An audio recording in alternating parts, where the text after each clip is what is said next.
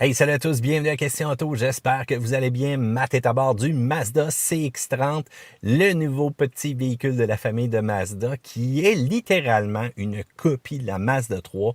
Mais bon, on s'entend un petit peu plus surélevé au niveau de la garde au sol et avec quelques ajouts de plastique sur le côté. Donc, pas nécessairement des talons hauts, mais un petit peu des bottes de travail, mais qui permet d'aller en ville quand même. Vous me suivez? Donc, ça va peut-être faire mal au CX-3, la venue de ce CX-30-là, et sûrement aussi au CX-5, hein, qui n'était pas donné. Donc, de donner un véhicule au client qui va avoir quand même un prix intéressant, une traction intégrale, un comportement routier, on vient peut-être de couper l'herbe un peu en dessous de nos deux véhicules forts. Parce qu'il faut dire que c'est un petit peu plus gros qu'un véhicule utilitaire sous-compact, mais un peu plus petit que le véhicule sport utilitaire compact régulier. Vous me suivez? En tout cas, c'est difficile quasiment de le positionner là-dessus. Et il faut dire que Josh aussi m'a posé une question super intéressante.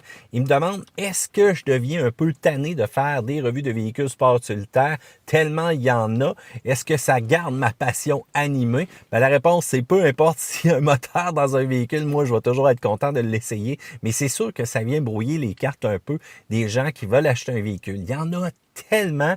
Il y en a beaucoup qui courent après le prix, mais il y en a qui veulent courir après la qualité aussi.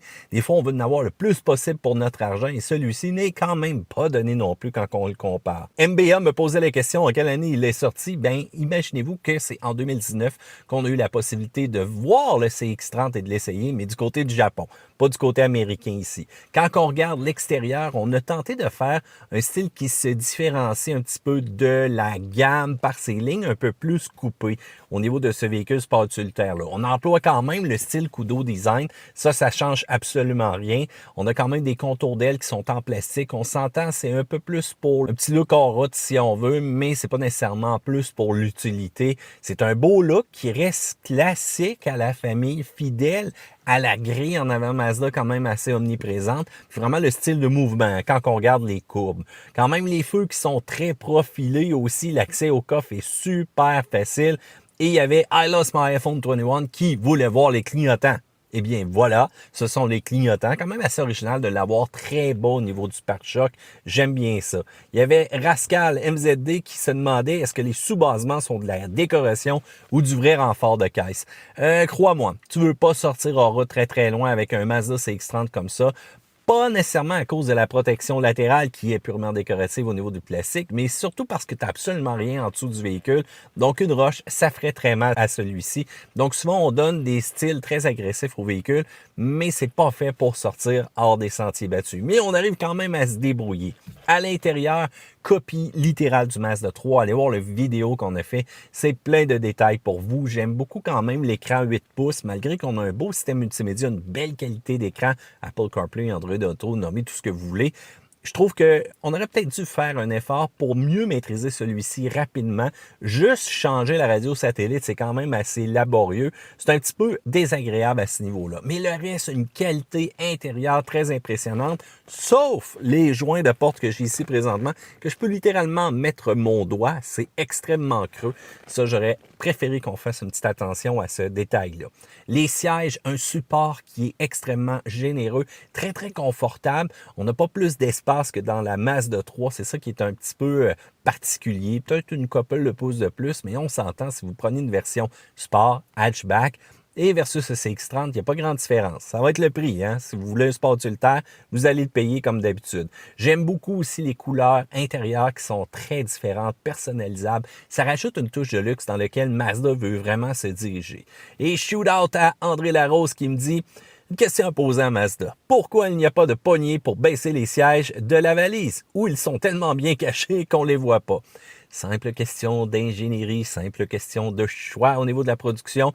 Petite question quand même très utile au niveau de ces petites poignées-là, surtout quand on vient pour charger le tout à l'arrière. Mais il faut dire qu'avec un véhicule comme on a là, on a quand même l'accessibilité au banc, hein, mais il faut quand même être grand. Mais c'est vrai qu'un petit bouton de fois de temps en temps sur le côté, c'est toujours le fun. Un intérieur qui est raffiné, qui est soigné. Faites attention cependant à l'espace à l'arrière. Regardez James, notre testeur préféré. Comme vous voyez, c'est quand même un petit peu serré, mais il faut dire qu'il est quand même grand, notre James.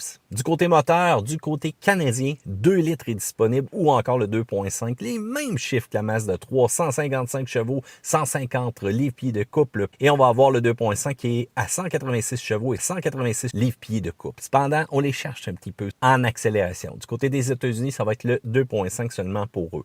On jume le tout à des transmissions automatiques 6 vitesses, il n'y a aucune manuelle. Et vous avez le choix de traction avant ou encore une traction intégrale qui, ma foi, est très intéressante. Une belle revision cette année au niveau de la programmation. Et on a un nouveau bouton aussi. Avant, on avait ici sur le côté le contrôle de traction, mais maintenant, on a comme un logo avec une Mazda 3 qui est en train de faire quelques montées de collines. On s'entend, c'est pas fait pour de la grosse roche comme on voit sur ce logo-là. Mais ça, qu'est-ce que ça va faire? Ça joue un peu le rôle du traction control, mais beaucoup plus agressif lorsqu'on va sortir en mode hors route. Vous savez, notre fameux test diagonal qu'on fait, ben regardez ça, vous allez voir, ça a été extrêmement impressionnant. Et pour accéder à la traction intégrale, ça part à 26 015 $ pour le véhicule, mais il faut débourser 28 015 minimum pour aller chercher une traction intégrale qui n'aura pas ce bouton-là en passant. Donc, pas tout à fait le même petit feeling en route là, avec celle-ci. Du côté comportement routier, bien, les accélérations sont très, très justes. J'ai été même un petit peu déçu pour un véhicule qui veut avoir une vocation sportive. La 6 vitesses travaille très bien, cependant. Il y en a qui ont trouvé des fois qu'en reprise, c'était bizarre, mais pas moi. Moi, de mon côté, j'ai trouvé ça bien agréable. Quand on passe en mode sport, c'est beaucoup plus réactif, mais faites attention, pas le laisser sur l'autoroute, ça va consommer quand même beaucoup d'essence. Freinage précis, direction qui est précise, suspension cependant ultra sèche. Wouh! On sent que cette suspension-là, sans doute, a été développée pour la Mazda 3, pas pour un véhicule sport utilitaire. Fait que la course est quand même très, très courte. Ça va cogner et c'est un principe de poudre de torsion ultra simple à l'arrière. Cependant, malgré que c'est faible entretien, je trouve que c'est peut-être un petit peu difficile sur le confort, surtout en version sport utilitaire. J'avais pas nécessairement eu ça avec la Mazda 3. Mais il faut dire que le silence à l'intérieur est quand même assez impressionnant aussi quand on roule avec ce véhicule-là. J'ai Christian P qui me dit, est-ce que ce mode hors route-là, dans le sable, dans la neige, va faire une grosse différence sur la traction des modèles 2020 de CX5, de CX9 aussi en passant, et voire même le CX30 qui bénéficie de cette modification-là. Est-ce que ça change quelque chose ou encore c'est juste tout simplement un petit bouton pour fermer le contrôle de traction puis attirer les consommateurs avec un mode hors route qui est un peu plus agressif? Ben, ça change beaucoup de choses, je te le dis tout de suite. Ça paraît énormément à l'extérieur. Il y a Genius qui m'a posé plusieurs questions aussi. Bon, en comparaison avec la suspension multibras de certains véhicules. Comment ça va en tant que tel, ce nouveau Mazda-là, avec une barre de torsion à l'arrière? Est-ce que ça tient dans les courbes? La réponse, c'est oui au niveau des courbes. La tenue de route est bonne, mais dès qu'on rentre dans une route que c'est vraiment là plein de nids d'autruche. Vous le savez, au Québec, ça cogne dur et je déplore un petit peu la course. C'est comme si on aurait mis des ressorts un peu plus durs sur ce véhicule-là. Donc, un petit peu au détriment du confort. Essayez-le comme il faut avant de partir. Si vous n'aimez pas la conduite sportive et vous aimez plutôt le confort, vous allez peut-être moins triper sur ce véhicule-là. Deuxième partie de sa question. Il y a plusieurs personnes qui disaient que le Mazda 3 Hatchback All-Wheel Drive était un choix supérieur à cause de son comportement dynamique. Tout dépend de ce qu'on recherche. Hein. Il y en a plusieurs qui préfèrent les véhicules sport utilitaires avec le fait qu'on est assis un petit peu plus haut, la meilleure vision ou autre. Mais moi, je suis un amateur de véhicules de berline. J'ai de plus en plus de misère à comprendre pourquoi on conduit des véhicules sport utilitaires alors qu'une berline extrêmement confortable, silencieuse, centre de gravité ultra bas son, on a tendance à l'oublier. Tellement le fun à conduire dans les courbes et surtout capable plus que jamais avec une traction intégrale. Bon, peut-être qu'on veut se dire une fois de temps en temps qu'on va être capable de passer un banc de neige qui est un peu plus haut, mais encore là, c'est difficile. Je préfère payer moins cher à cette heure, d'en avoir plus pour mon argent et c'est ça que les berlines nous offrent. Question numéro 3. Est-ce que le système de traction intégrale iActive All-Wheel Drive est supérieur ou encore moins bon que le système symétrique de Subaru qu'on retrouve dans le Crosstrek? Et si on va faire un de ces quatre, une comparaison face à face. Bon, les face à face, c'est difficile pour nous, étant donné l'accessibilité aux véhicules de presse du côté de Québec. Bon, c'est deux excellents véhicules, les deux véhicules, c'est très similaire. Hein? On a basé le CX-30 sur la Mazda 3 et le Crosstrek est basé sur l'Impreza. Quel est le meilleur système de traction intégrale? Là, présentement, avec ce que Mazda vient de faire, on vient de rehausser la barre quand on est en mode hors route. Cependant, quand il neige, le Subaru Crosstrek nous laisse un petit peu plus de latitude pour avoir du fun.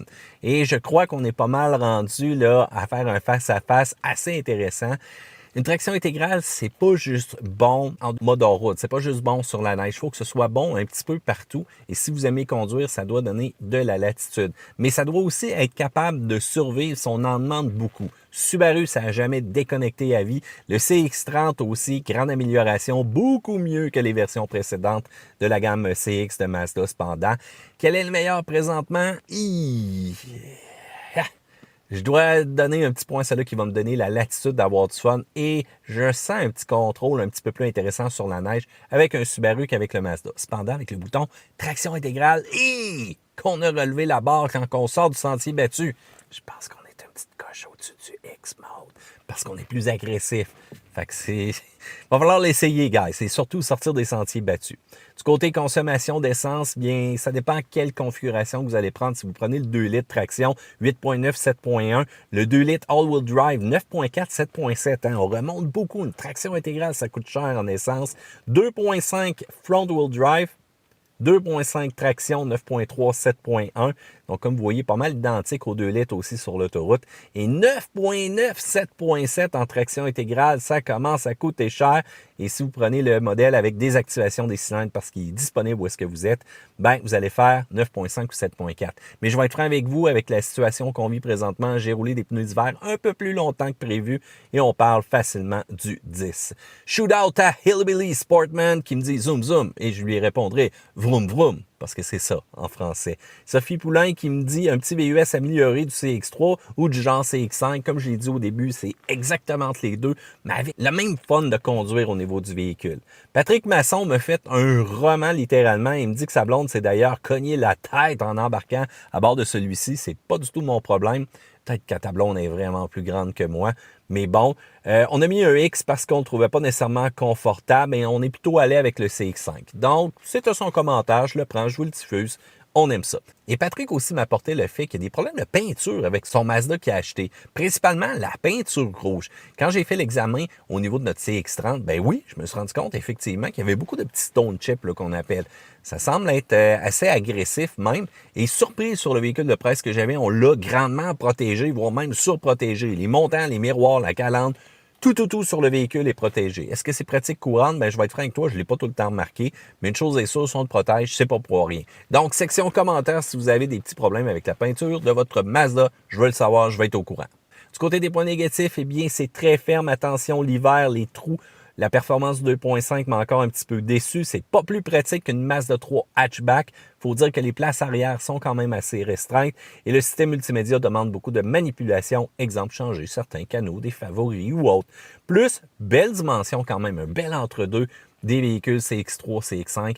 J'adore les sièges aussi au niveau de ce véhicule-là. Sonorité intérieure vraiment digne d'un véhicule grade de luxe, matériaux de luxe, du fun à conduire, beaucoup d'équipements de base au niveau de la sécurité, les alertes transversales, la surveillance d'angle mort, ça vaut de l'argent.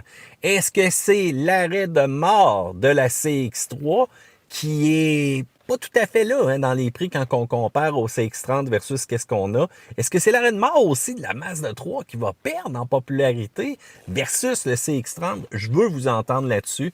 Moi, je pense que ça va faire mal. Hein? Fait que quand ça fait mal, ben on n'en vend pas ben. Une chance qu'on a fait un redesign complet avec une nouvelle coquille, mais basée sur la même chose, le même véhicule.